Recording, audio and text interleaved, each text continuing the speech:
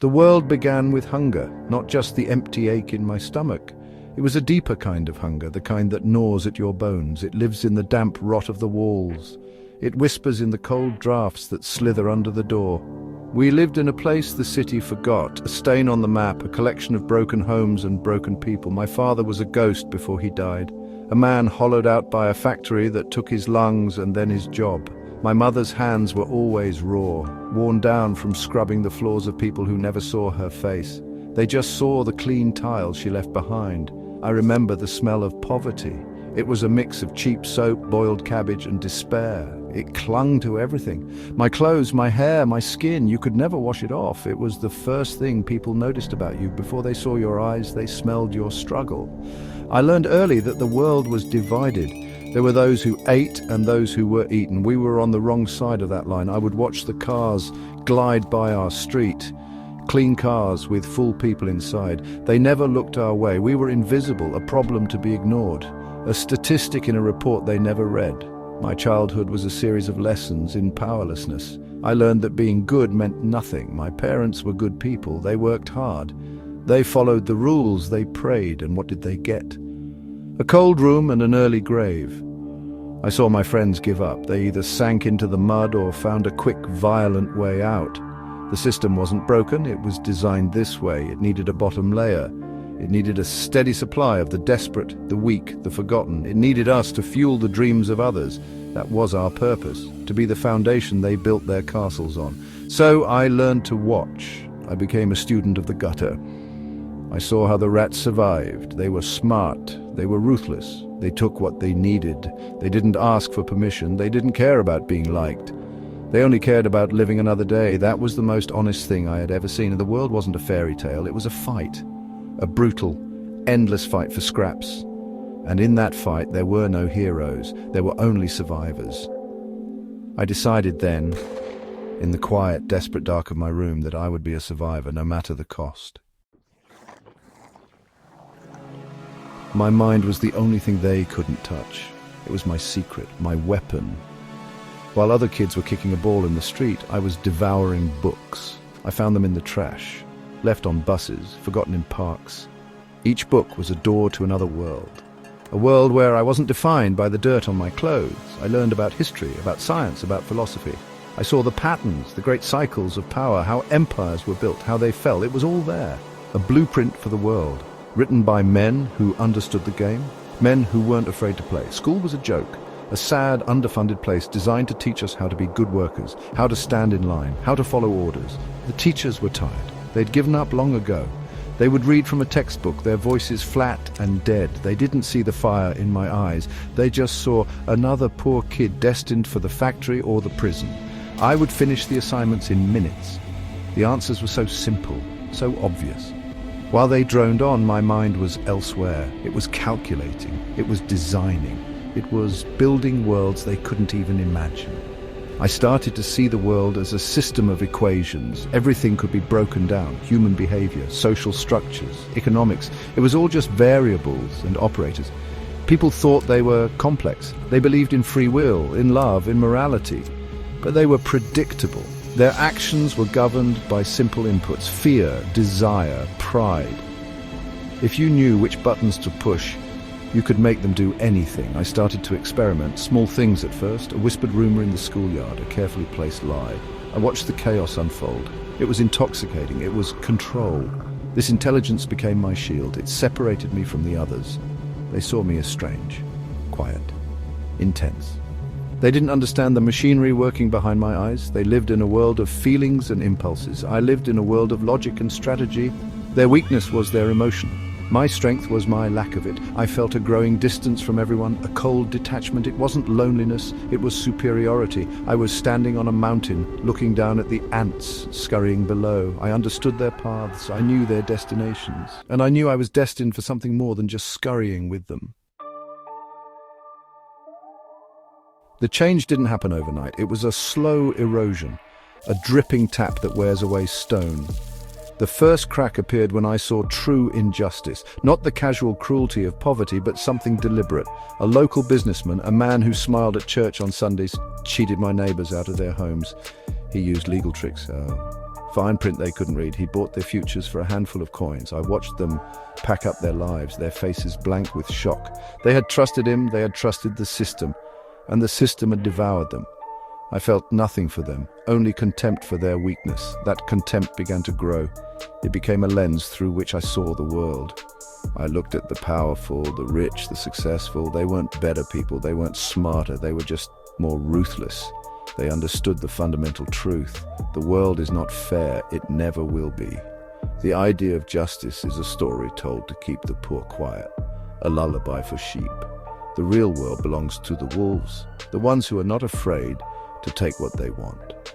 I decided I would no longer be a sheep. I would become a wolf. My heart hardened. It had to. Emotion was a liability. Love, compassion, empathy, these were chains. They tied you to other people. They made you vulnerable. If you cared about someone, they could be used against you. The world was a chessboard. You couldn't worry about the feelings of the pawns. You could only think about the next move, the winning move. So I cut the ties, I pushed people away, I built a fortress of ice around myself. Inside, my mind was sharp, clear, unburdened by the messy, unpredictable chaos of human connection. I was becoming pure logic, pure ambition. The final piece of my old self died with my mother. She got sick, a simple infection, something a few dollars worth of medicine could have cured, but we didn't have the money. I pleaded with doctors, I begged at clinics. They all had the same empty look in their eyes. The look of institutional procedure. No money, no care. I watched her fade away, and in her last breath, I didn't feel sadness. I felt rage, a cold, silent rage. The world had shown me its true face one last time. It was a machine, a cold, indifferent machine that runs on money and power. And I swore I would become its master. I studied history, I studied psychology, I studied power, and I found the same three forces at the heart of every great empire, every dynasty, every revolution. They were the engines of humanity. Fear, lust, greed, these were not sins to be avoided. They were tools to be used. They were the levers that moved the world. The so-called virtues, honor, charity, love, were just beautiful lies, decorations on a cage. They kept people compliant. They kept them hoping for a reward in another life, while this one was stolen from them. I would not deal in lies. I would deal in the truth, the ugly, powerful truth. Fear is the most potent tool. It is primal. It bypasses reason. A man who is afraid will do anything you ask. He will betray his friends. He will abandon his principles. He will hand you his freedom for the promise of safety. A population kept in a state of low-grade, constant fear is a population that is easy to control. They will look for a strong leader, someone to protect them from the shadows, and I would be that leader. I would create the shadows, and then I would offer them the only light. My light. Lust is the great motivator, not just for the body, but for everything. The lust for status, the lust for recognition, the lust for experiences that money can buy. People will work their entire lives for a bigger house, a faster car, a more beautiful partner. They chase a feeling of satisfaction that is always just out of reach. I would build a world that dangled these prizes in front of them, a world of glittering distractions. Keep them chasing, keep them wanting, and they will never have the time or energy to look up and see the bars of their own cage.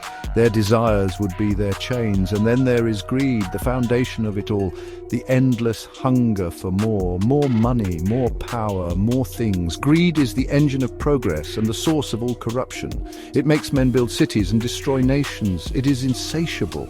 I realize that you don't fight greed, you harness it. You create a system where the only way to get ahead is to be greedy. A system that rewards the ruthless and punishes the content. Let them climb over each other for a bigger piece of the pie. While they fight for the crumbs, I would own the entire bakery. Fear, lust, and greed, my unholy trinity, the pillars of my new world. My rise began in the shadows. Power is not taken in the light of day. It is seized in the dark alleys where deals are made. I started with information. Information is the currency of the powerless. I use my mind to find the secrets of others. The corrupt politician, the cheating executive, the dirty cop. Everyone has a secret, a weakness, a pressure point. I collected them like stamps. I built a web of influence, one thread of blackmail at a time. I didn't ask for money, I asked for favors, a permit pushed through, a competitor investigated, a blind eye turned. Slowly I moved from information to finance, Money is just a tool, a way of keeping score. I used my knowledge of systems to exploit the markets. I found the loopholes, the inefficiencies, the places where the system was rigged, and I rigged it better. I built a financial empire on the back of calculated risks and other people's greed. They called me a genius, a visionary. They didn't see the cold math behind it all. They didn't see that I was playing a different game. They were playing checkers. I was playing chess, and I was always 10 moves ahead. With money came a different kind of power, the power of legitimacy. I started buying things, media companies, tech startups, political campaigns. I learned that public opinion is a product that can be manufactured, just like a car or a phone. You control what people see and hear, and you control what they think. I flooded the airwaves with my narratives, stories of fear, designed to make people anxious, stories of desire, designed to make them feel inadequate. I created the problems, and then my politicians, my media, my companies offered the solutions, my solutions. The final step was to unite these pillars of power: finance, media, politics. I wove them together into an unbreakable machine, my machine. It was self-sustaining. It fed on the very system it was designed to control. Each part reinforced the other. The media created the fear that my political allies used to pass new laws. The laws created business opportunities that my companies exploited. The profits were then funneled back into the media and the politics. It was a perfect circle, a closed loop of power. And I was at the center of it all, the ghost in the machine. I had the power. Now it was time to build my world, my fantasy, a world that ran on the pure, unfiltered truth of human nature, my truth. I stripped away the pretense of democracy and freedom. Those were childish ideas. I gave the people something better. I gave them order. I gave them purpose. The purpose was simple: serve the system, serve me. I created a society built on competition, a brutal, relentless meritocracy. But the merit was not in talent or goodness. The merit was in ambition, in utter selfish ruthlessness. The world I built was a reflection of my philosophy. The cities gleamed with technological marvels, but the streets were cold. The architecture was immense, imposing, designed to make the individual feel small and insignificant. Entertainment was a constant barrage of sensory overload, loud, bright, empty. It celebrated vanity and consumption. We created celebrities who were famous for being famous. We promoted products that promised happiness but delivered only fleeting pleasure. It was a world designed to keep people distracted, to keep them wanting more, to keep them from thinking. I orchestrated everything from my tower, a sterile fortress of glass and steel. I had access to all the information. I watched the flow of data. I tracked the citizens. I monitored their desires, their fears, their conversations. I was the ultimate voyeur. I knew what they wanted before they did, and I used that knowledge to manipulate them, to guide them, to ensure the system ran smoothly. There were no more messy elections, no more dissent. Just the clean, efficient hum of a perfectly controlled society. This was my utopia, a world stripped of hypocrisy, a world where the strong thrived and the weak were discarded, a world that ran on the raw fuel of fear, lust, and greed. It was beautiful in its honesty. It was perfect in its design. I had taken the chaos of humanity and forged it into a masterpiece of control. I was not a king. I was not a president. I was something more. I was the architect, the creator, and this world was my image, cold, efficient, and utterly devoid of a soul. The people lived in my perfect world, and they suffered. It was not the loud, dramatic suffering of war or famine. It was a quiet, internal agony, a slow death of the spirit. They had everything they were told to want, the latest gadgets, the fashionable clothes, the endless stream of entertainment. But they were empty. Their eyes had a vacant, haunted look. They moved through the gleaming cities like ghosts, their faces illuminated by the glow of the screens in their hands.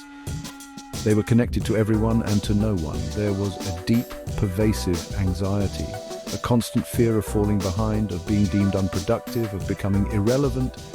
Neighbors spied on neighbors, co-workers sabotaged co-workers. Everyone was in a silent, desperate race to nowhere.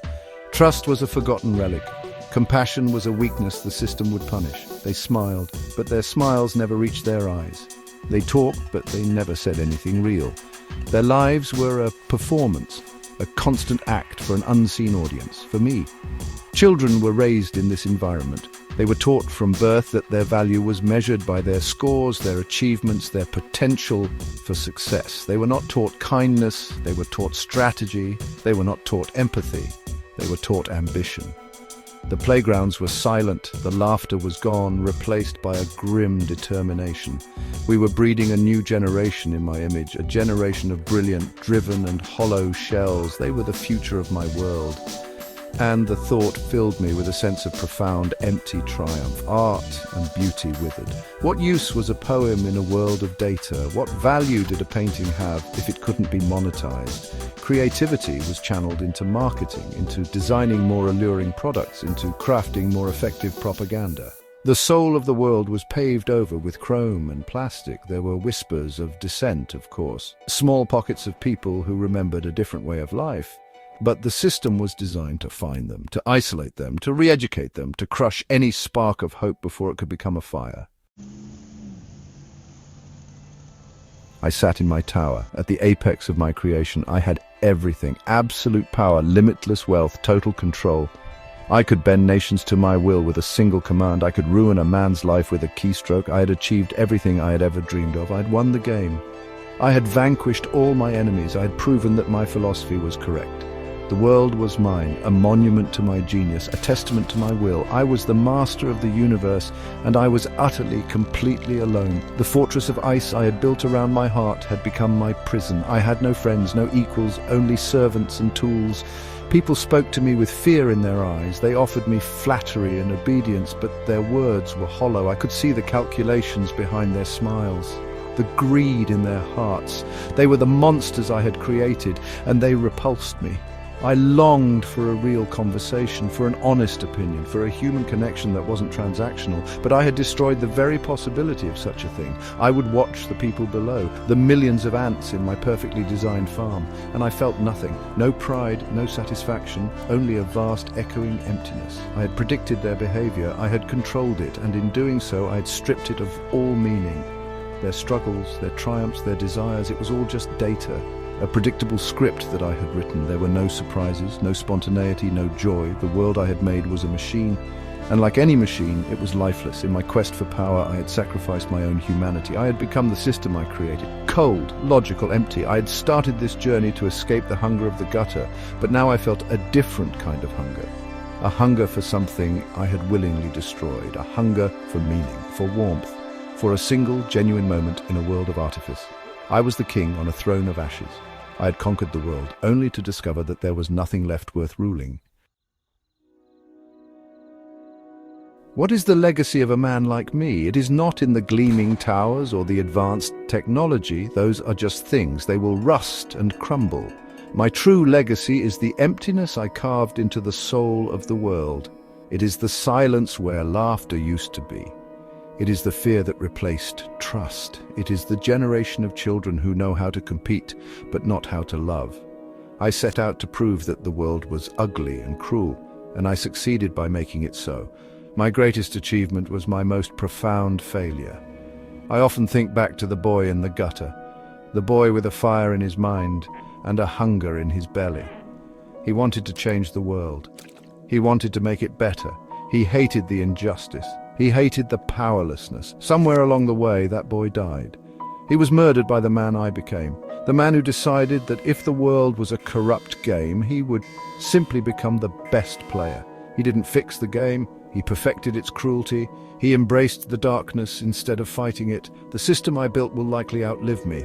It is designed to be self-perpetuating. It no longer needs a master. It runs on its own cold logic. It will continue to reward the greedy and the ruthless. It will continue to grind down the human spirit. The people will continue to chase the phantoms of lust and desire, forever trapped in the gilded cage I constructed for them. My ghost will haunt the machine long after my body is gone. My philosophy will be its operating system. That is my curse and my punishment. In the end, there is only the silence of my tower, the hum of the servers that run my world, and the reflection in the glass, the face of a poor boy who was too smart for his own good. A man who gained everything and lost himself. I am a cautionary tale, a story whispered in the dark about what happens when a mind without a heart gains power. I am the dark genius, the architect of a perfect, hollow world, and in this kingdom of my own making, I am the loneliest man of all. There is nothing left to conquer, only the vast, sterile emptiness of my victory.